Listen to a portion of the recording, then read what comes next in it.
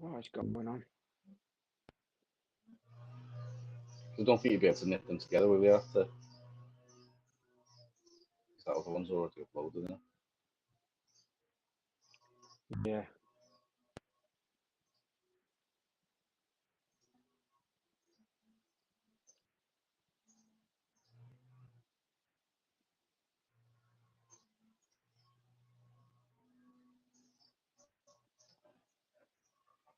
What do you know what the issue is? What's going on?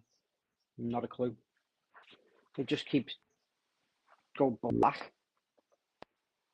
OBS just keeps going black, and taking me out. But you're still sat there on the other side of the world. Right, we're streaming. I'm streaming. 2nd Let's attempt. go. Welcome back to Here We Golf. My name is Jay. Here we Buffer. I'm Dan. Michael Buffer. Oh, let's Michael get Buffer. ready to podcast. Your name's Michael Buffer. My name's Bruce Buffer. It's time. Right. Let's go. Let's go. Travellers Championship. Got a few bits to cover off this week. Yep. We're going to run down through the heartbreak of the Travellers. Yeah. What have we got coming up? We were very excited, weren't we? We thought he had it in the bag, didn't we? So yeah, there's that. There's the Rocket Classic in the PGA Tour. Back over on DP World Tour, they've got the Italian Open at Argentero Golf Club.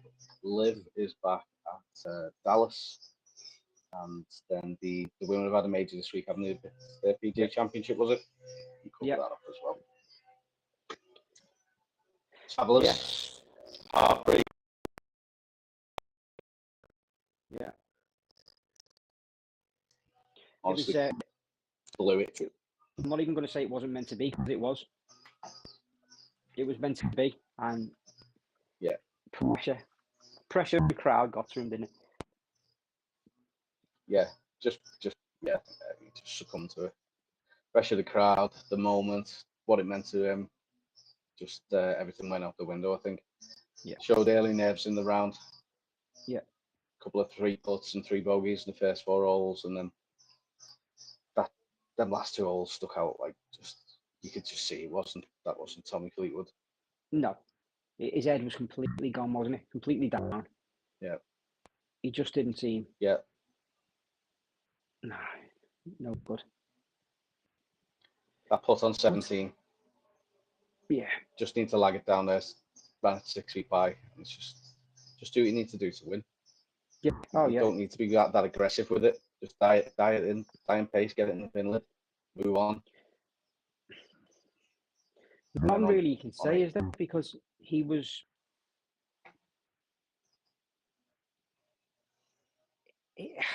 There's not. I couldn't believe it. I knew on 16 that he wasn't going to win. I think his second shot on 17. I thought, okay, just a easy 2-putt now, and then he goes and does that, and I was like, oh my god, he's just lost the plot.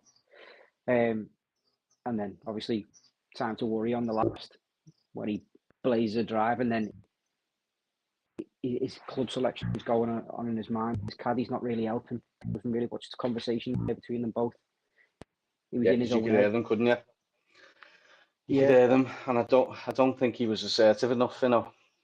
No, I don't. I think when you've got a club in your hand and it's the right club based on your knowledge in the distance, no matter. I get that he placed it over the back with a pitch wedge or something on, I think, 2 balls before. That's the adrenaline working, isn't it?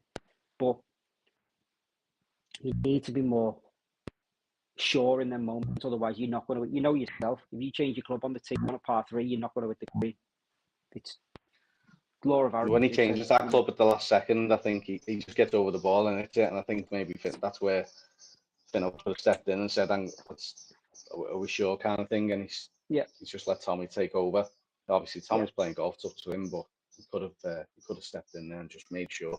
Obviously, I think he's probably gone from having the right club in his hand to underclubbing, thinking the adrenaline was going to be enough to get him up to get him pin high, and it's left him short. And he's obviously we saw how his putt went on 17. he's probably worried that he was going to race it by again, and ended up coming 6 feet short and then missed. That's what happens though, isn't it, in golf with your head? Your head just sort of takes over, and it's such a horrible game for that. It's not. Yeah, it's just you have recency bias, don't you? Like you remember bad things that happened previously, and you think, right, I'm not going to do that again. But then you go, you overcompensate the opposite way, don't you? It's like trying to fix a fade, and you end up hooking it because you just. I'm very, very familiar with that issue. Yeah. Oh yeah. It was really sad, actually. Just happened. And is he ever going to do it? Is he too much of a baller? No, he's not. He's not. He's not. He's got this. He's got the game. He's got the ability. He's got the mentality. We've seen it at Ryder Cups. We've seen it at Ryder Cups. Like he steps up. He can. He definitely can. It's just this monkey on his back. He just. It's a personal thing that he just needs to get through. He will do one day. He absolutely will do. He cannot never win a PGA Tour event. Not at it. He's too good. He's too good. He plays it down before, doesn't he? Saying he doesn't, he's not bothered about it. But obviously that's for the media, isn't it? He's going to be He's going to be devastated. He's going to go away. He's going to be a fix. Yeah. Felt like I lost that tournament. Felt like I lost that tournament watching him. Like I was that gutted. I've never wanted someone to win a tournament more. I know. Shame. Given he'd led for what he was basically wire to wire, wasn't he? He's led from like the first pretty much, yeah. Thursday. And then he Heartbreak. The last hole, it was pure match play at the end though. Like I've seen some comments on socials about that the course was too easy, and they want to see challenges, not darts being thrown. But I thought that was really exciting. It was a really exciting back nine, especially when you see like what's his name? Who was playing with them? I can't remember. Henley chipping in, absolutely stabbing at him from like in the rough. Yeah, well, he thought if it was because if Bradley missed the putt, that gets himself into a three-way tie, doesn't it? Unbelievable. Absolutely unbelievable. It's just such a shame Tommy couldn't do it. I think he'd rather have been off the green completely. I've really misclubbed it, put it right off the green and chipped it up because that probably would have close. Yeah, because his putt is just his nemesis, isn't it? It is, yeah. He needs to sort that out. Whether it's a change of putt or a change of coach or what, I don't know. But it's but I think that putt on 17, I think, and then 18, it's more mentality thing for me. I don't think you can change that with a club. I think it's your own head. Managing the situation. Someone who managed the situation well was Keegan Bradley. Yeah. That approach shot, he stepped up, didn't he? Fed off the crowd. There's a lot of hecklers, wasn't there? A lot of like vocal fans on that 18. Yeah. And he fed off it, played a great shot in, and obviously rolled the putt in. I think I know why. He's a bit more older in the tooth, isn't he? He's got a bit more experience. He's at home. Everyone's shouting USA, he's the captain of the USA. That will give him such a lift coming down that last hole to play that shot in. No matter what anyone says, fans make you play your best. That's why the Ryder Cup's such a good tournament to watch. That's why majors are so good to watch, because the fans are in, the fans are on it. So I think they were the second man for Keegan Bradley there, and they pushed him over the edge. Even I forgot his name again. Russell Henley fed off the crowd. Being American as well, he probably absolutely buzzed off it, didn't he? And he showed by holding that chip. Like, part of it's talent, a lot of it's mentality golf, in it. So Tommy had a lot to do there to come and win it. And if he had won it, he would have shown that he's got the mentality. I just hope he can show that again. What do you think? Do you think it's harder to win a PGA Tour event for Tommy as it is now for the Grand Slam for Rory? Do you think the mental toil will be on him every week now? I don't think so. I think Rory's just tougher in the respect that he had one chance each year to get it done. Yeah. And then once that, and everyone was talking about it every week. Not everyone's going to be talking about it every week. Tommy tees up. It's just going to be on him until he gets himself in contention, and then that's when the narrative starts. But and then if he shits the bed again, he can come back in a fortnight and try again.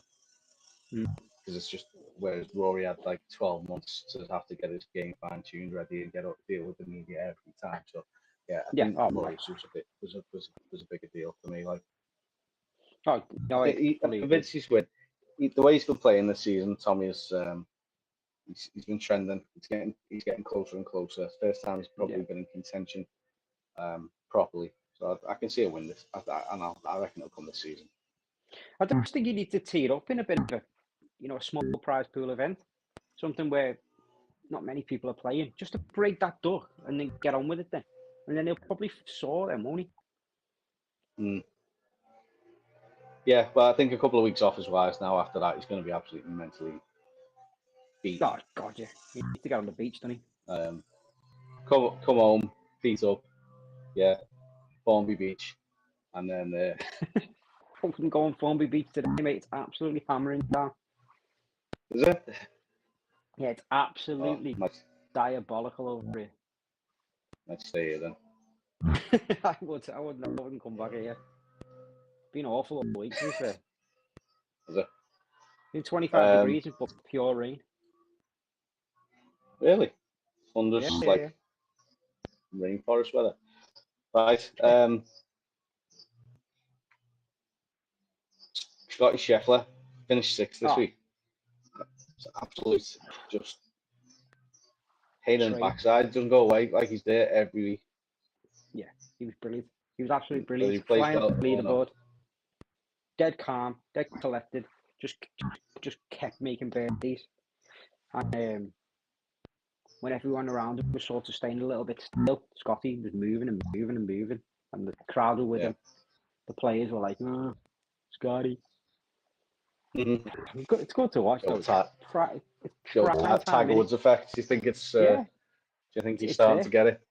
It feels like it, doesn't it? Yeah. He's on that. He's thereabouts every week, which is like even Rory didn't do that. It has never done that, has he? He's always had like off weeks and maybe he's consistent. He's consistent as John Rahm on LIV. Yeah, but John Rahm anywhere else is not. Speaking of Rory finished tied for 6th as well alongside Scotty. Yeah, great week for Rory. 65 on Sunday. Yeah, great week. Bounced back from his recent toils. Yeah, and he doesn't seem happy, does he? A lot's been said in the media about him and his wife and him. I just think he's had enough of it. I wouldn't be surprised if he just jacks it all in and pisses off to LIV. It wouldn't surprise me, Imagine after all of everything I know. If he does that, do that. It just wouldn't surprise me, because you can see he's getting invisibly sick of the media every single week. He's coming out with all sorts, isn't he? So but I can't feel sorry for him. A lot of it's just starting to come dribble now. Yeah. This is house on Wembley. It's finished now. I was just looking at pictures that this morning. Oh, incredible, isn't it? Yeah, it's not like he needs the money. Come on. No, is it? Off you go, Rory. Yeah, off you pop. I like Rory McIlroy, but just his behaviour in the media.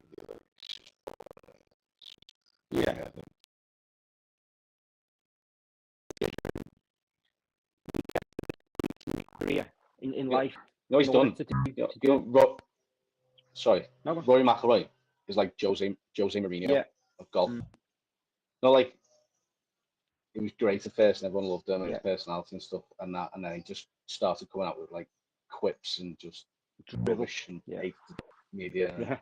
Yeah. That's like what Rory McIlroy's turned into for me. Yeah, but he needs to take a step back and look at where he came from, and look at that kid he was, and the fans have made him who he was, really. He's going to go back there and have a look in a few weeks, isn't he? Port Rush. Yeah. The Open. Absolutely. He'll want to win that as well. Yeah. Be good if he does. Just keep him out short and get on with it and play some golf. I think that's the main talking point for the travellers, isn't it? Yeah, just a couple of notable mentions there. We've got a few Brits, all the Brits in the top 20. Harry Hall, tied for 9th. Yeah, seen that. Bob Matt Fitzpatrick, and Aaron Rai, all tied for 17th as well. Yeah. It's a bit of a mini sort of revival. I was saying before you got cut off on the first stream that Fitzpatrick, since he's lost his caddy, he's gone from missing every cut to starting seeing a bit of like green shoots of revival. Really, he's making cuts now and just gradually getting a bit further up. So we might start seeing him come back into contention in the coming weeks and months. Wonder what the effect the actual caddy has on a player. It must be massive, mustn't it? Do you think it's akin to the manager, football manager situation where a new manager takes over and the players start performing again? Possibly. Crazy. Just a refresh of sort of approach and perspective more than anything. Maybe it's just a bit of a bounce, new caddy bounce. Yeah, that thing in golf. It must be. We see it a lot, don't we? Right. Should we stay on the PGA Tour and go to Detroit? Detroit, what? We've got Rocket Classic. Yeah, the Rocket, par 72, so scoreable, 7,370 yards.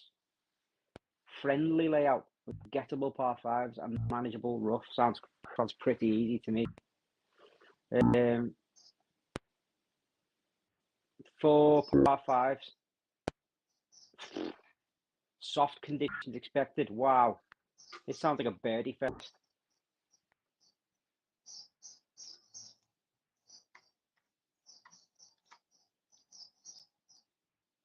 Still there? I think, yeah. Sorry. That's all right. I think we've got. It's an okay field. It's not a great field. But can Keegan Bradley go back to back? Is the question. I would have thought he might withdraw from this week after his exploits last week. Celebrate at home. Yeah, Be interested to see what he does. Yeah. Still time, isn't it? It's only Tuesday. Yeah, true. You've got Colin playing, no Colin Morikawa. Hideki playing. Cam Davis. Luke Clanton's playing as well, who's recently pledged his allegiance to the PGA Tour, so he's a little outside shot there. He turned pro, and now no one's talking about him, are they? No. But that's what he wants. He wants to go under the radar, and then if he's good enough, he'll win. Yeah, definitely. Yeah, I think it's a good field without being elite. Yeah. I like Ben Griffin's chances again. It's a type of field that he's been performing well in this season. I think serious consideration to start thinking of him as a top player. He's up to 17th in the world now, 6th in the FedEx Cup. But the consistency he's shown over the first 6 months is ridiculous. Yeah, no, I agree. I think he's funny as well with it, to be honest. He's actually hilarious. Did you see him with Ryan Gerrard on the tee the other day? No, I haven't got him on TikTok, or should I? He dropped his card, or he dropped it like some card, and Ryan Gerrard picked it up for him, and is that yours? And he just signed it and gave it back. And I was like, what are you doing, man? So funny. What a legend. Cam Davis, course specialist. 2-time Rocket winner, 2021 and 2024. So hasn't been in great form as well recently, has he? So he might at least top 10. Might be a bit of a bounce back for him. Yeah. You're not going to be looking at him to win, no, are you? The way he's been playing. No, I don't think so. I mean, if you've got a preference for a course, then you never know, do you? It's Matt Fitzpatrick playing again as well. Yeah. Again, it's a type of field. Given this little mini revival he's on, you could potentially show up him. Yeah. Consider him for a top 10, maybe. Yeah. Tristan Lawrence as well. No. Don't talk about him. He is an absolute troll of the highest order, that guy. Yeah, he is. I don't know, he faded on Sunday at the US Open, didn't he? But he's still just infuriating me. But move on swiftly anyway, sorry. I can't see anyone else of note, really, that I fancy this week. Maybe Cantley. Maybe. I was looking. I was thinking maybe Max Homer has also just started showing a bit of form again recent weeks and months, and it's without the big guns here, he might be able to squeeze into the top 10. Yeah, I think that's massive. I think it's massive for anyone who isn't playing. It's always playing well, but under the radar, such as actually Bhatia. Mm-hmm. He's sort of mudding along there, not pulling up any trees, but this type of feel for him, set up to do well in it. Even a top 10 is great. Yeah, I like Emiliano Grillo's chances as well. Really in the past month or so has come into a bit of consistent form. He's had top 20 at the US Open last time. Yeah. Seen him. He was one we mentioned ahead of that because of his 3-putt avoidance, and I think that flat stick's what's helping him out. So he might be able to do well again at the weekend field as well. So it's quite a competitive one. Likes of Scotty and Rory et al. Not turning up. It's up for grabs. It is up for grabs, and I wish Tommy hadn't. I think Tommy should have been in this one. He would have been right in there to win it, but yeah, it's a bit wise for him taking a week off, definitely. Yeah, I'd like to see him really bounce back. He had this point in Travellers. Yeah. He's turning up again this week, but he's very hit and miss, and you don't know when he's going to turn up. It's not like he's showing any sort of consistency. He's got the ability, but not showing it week in, week out. Getting overshadowed by Minji, isn't he? Yes. Should we come on to that, since that's like a little decent little segue? Minji Lee. Minji Lee. What a family that is, though. What a family. Yeah. I mean, did you see the prize purse in this tournament? No. 12 million. Really? For women's golf? For women's golf, it is really good. So it just shows that they're getting the investment as well, Andy, and people are watching. But they're playing well. I think if you look at some of the swings, the tempo and the rhythm, it's actually a lot better than the men's game. You may disagree in the comments. Yeah, they're the best to learn from, the women. Oh. No, I think technique-wise, they're probably the best to learn from. The tempo is so smooth on most of them. I think it's an ego thing, though, for men. I think when you, even no matter who you are as a man, you want to smash the ball 300 yards, don't you? You want to do it. You want to try and get there as fast as you can. I don't think women have got the switch in the brain. I mean, some men have, but they're so more tempo orientated and easy swings. I just think it's really nice to watch. And it was nice this week as well, watching the PGA Tour Travellers that they kept on cutting back into the PGA, the women's PGA, just to show us a bit of what's going on and stuff. Seemed like a difficult test as well. She only finished. Yeah, so main event, Sky in the UK had the women's golf on main event, didn't he? The men only got on Sky Sports Golf, which is that's right. It's a testament to the growth of the game, really. I don't think you'd have seen that a couple of years ago. Yeah. I think really firm greens. It was windy as well. Yeah, it was a bit like the US Open scoring, wasn't it? I think aside from Minji, I don't think it was maybe one other under par. I've got the league one in front of me, I can't remember off the top of my head, but there was no one else under par really.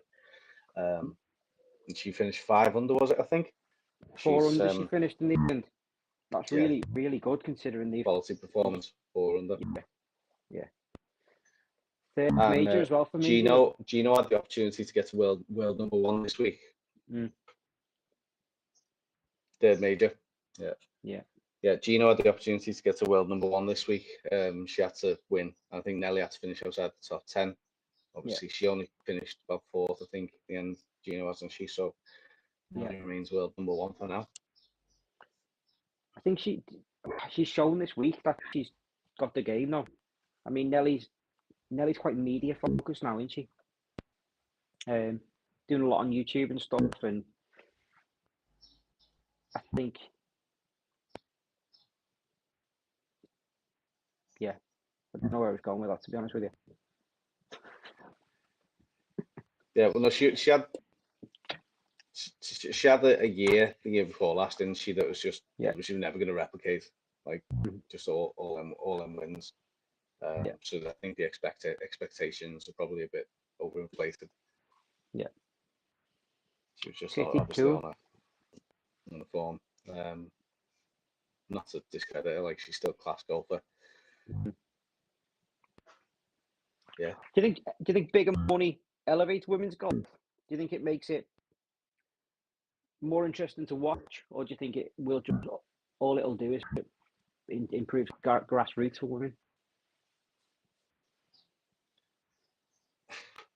I mean, from a production point of view, from a spectacle, it's not going to change it. It is what it is. No, I think that's what I mean. So also it's just increasing awareness, marketing and stuff like that, getting it in people's minds is where it needs the investment, really.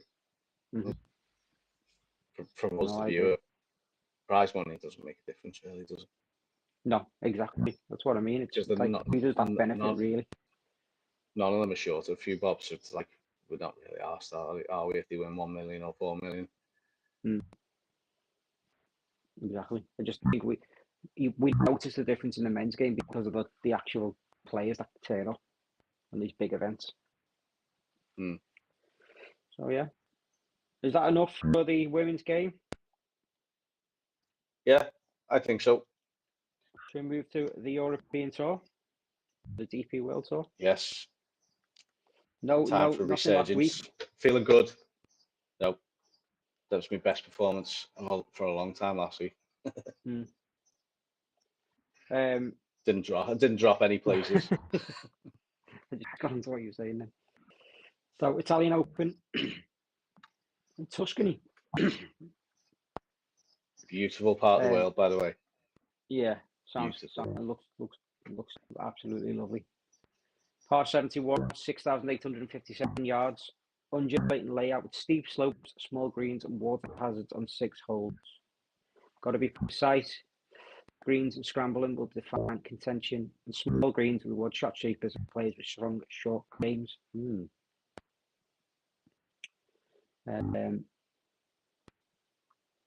Nice. So we got in the field. We've got Christopher Wrighton, informed guy, isn't he? Yep. He is. Jordan Smith, Shaper, most owned player in the fantasy game. Yeah, Jaden Shaper. I think he's had recent top 5 finishes. And Shaper's had a really good season. Yeah, top 5 and 3rd last time else. He's bigger. I picked him because it was the Austrian event. That was the only reason I picked him. And if he can't show up, then he's never showing up, is he? So he can get lost. To be fair, he won this event in 2019, not that long ago. It's long enough. So yeah, it's quite a decent field. It's not. I mean, it's nowhere near one of the best fields that we've had in a long time, but it's a good one, though. It's a competitive one. Yeah, in a nice part of the world. Have you picked the team? I've got a draft. There's a couple I'm not too keen on, but a couple of names that you've just mentioned there already. I've got Jaden Shaper in as my captain. Yeah. I've got Wrighton when right in. He's most owned at 62% owned. So I think after absolute free fall for about a month now, I need to start playing it safe. So I've actually got the top 4 owned players at the moment. So that's Wrighton at 62% owned. Ewan Ferguson at 54, being my first pick in this season. Nice. Started showing a bit last couple of weeks. Sean Norris, I've got in there. When I picked this last week, I'd done a bit of research into him. I can't remember what tour he was on, but whilst the US Open was on, he was playing somewhere in Asia, and he picked up a win, I think. Yeah, he's actually class, you know. His European DP World Tour form is elite, and then he's just won last week as well.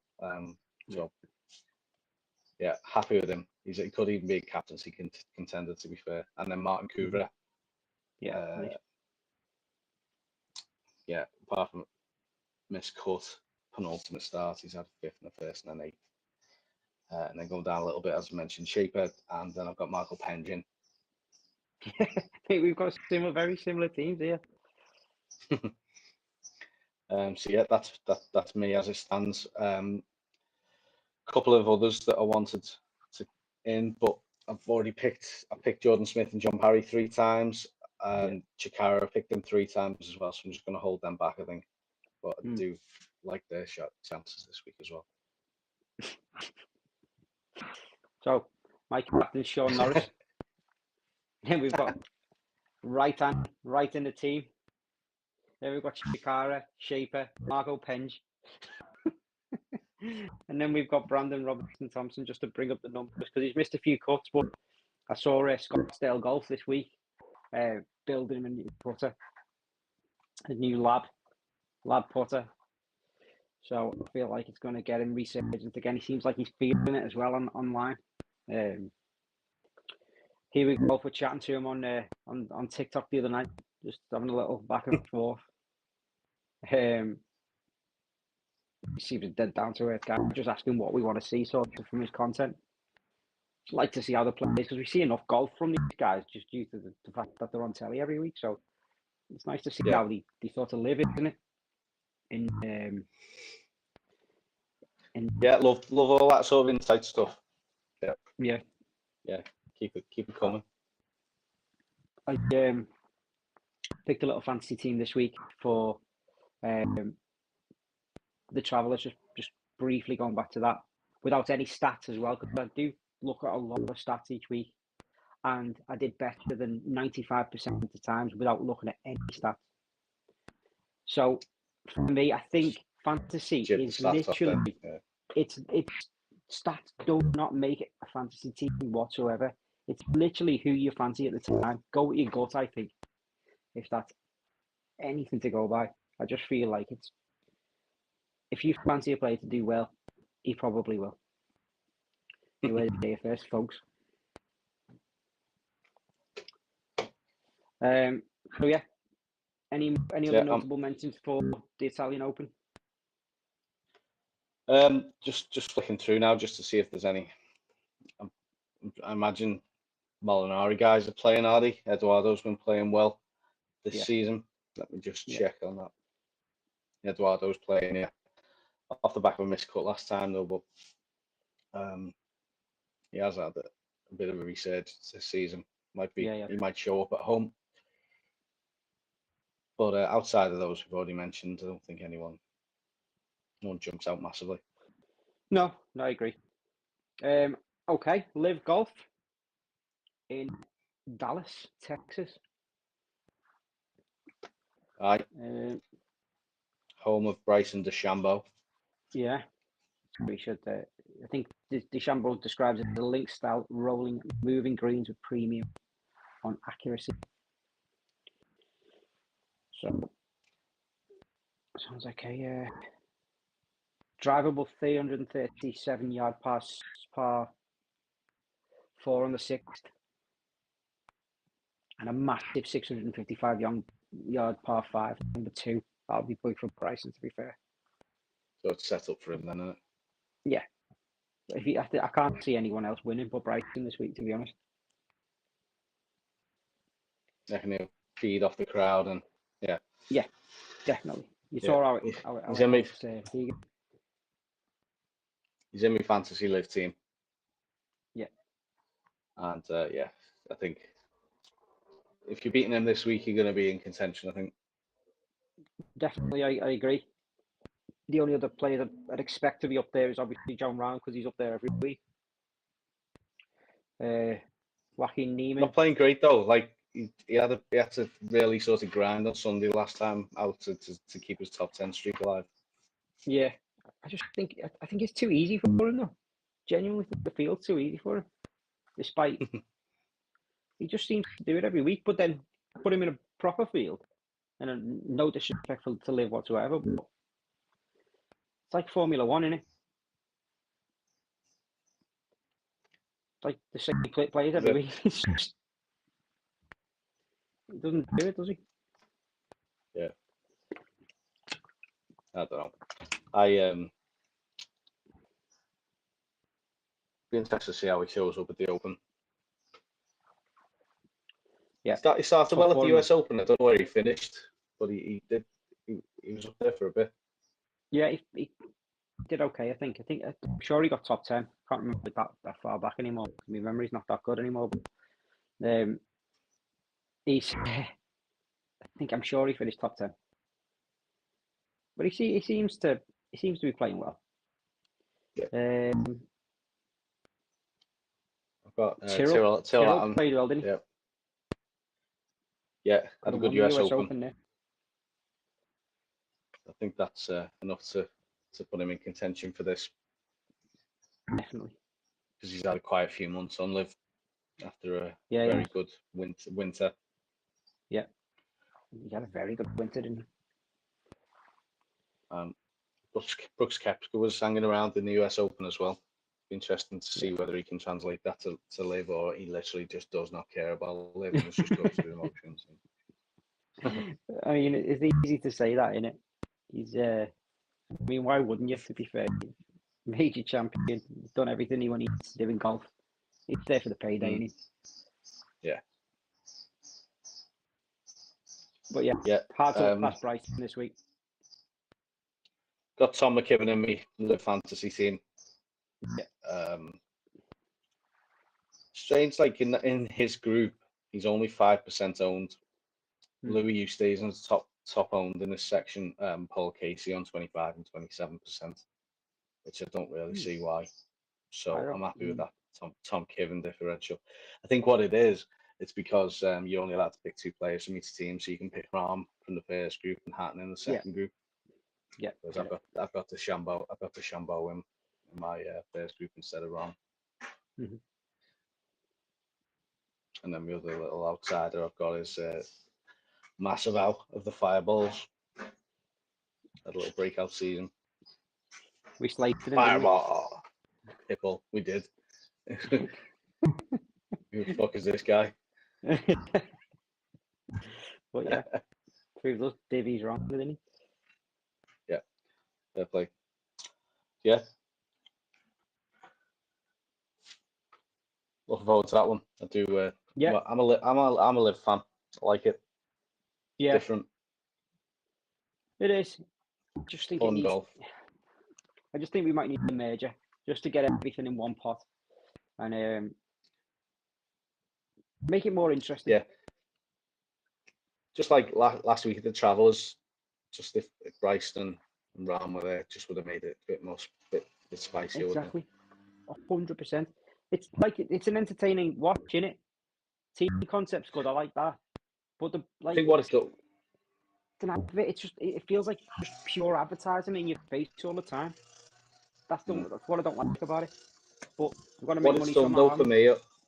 What it's done though for me over the last few years, though, it's elevated the majors to like major, like the class, because there's anticipation of them all finally coming back together. So it puts more on them events rather than just the Open becoming another event or the PGA Championship just being in the middle of the season. It's like everyone's back together. It's a proper major, and I think that one benefit of the split is that.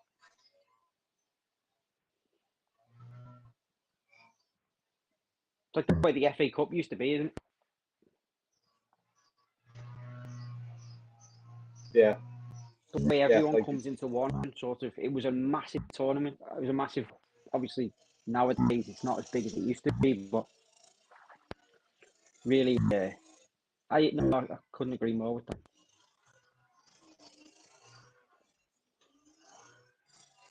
Let's see if Bryson can win. Yeah. Yep. Anything else to go on to discuss? Yeah, just quickly. Open qualifying, region qualifying yesterday, Monday, 23rd of June. Few notables teed it up across the country there. We had Jimmy Bullard of Juvenile Golf Life. He teed it up, finished 3 over par, missing out unfortunately for him. Peter Finch of Peter Finch Golf, I think. On YouTube, yeah. He won his qualifying at Cole. He finished 1 under, tied with an amateur. I can't remember his name, but it was Cameron, sorry. Yeah. So he's through to final qualifying next week. Fair play to him. Yeah. And then at Hesketh, on Rick Shields' channel, you see them with James Robertson every now and again. Mm-hmm. He teed it up there, missed out, finishing 6 over. A few local lads teed it up at Hesketh as well. Christian Taylor missed out in the playoff. Yeah, got into the play, shot 4 over par, and missed out in the playoff, unfortunately. And then a couple of lads who were at Deanwood when I was there. Andrew Haswell, who's now at Ormskirk, he finished 4 over and missed out in the playoff. And Sean Brown of Deanwood finished 7 over as well, missing out. So yeah, anyone of any note anyway that I know of, Peter Finch made it through. Did Odin Wingy well do anything? Peter Odewingie? Yeah. Of Nigerian footballer Peter Odewingie? That's the one. Qualified at the Open? I have no idea. He's trying, only. He's got himself down to scratch, and he only took the game up in his 30s.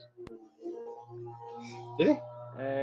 Yeah, and I knew he was trying to qualify.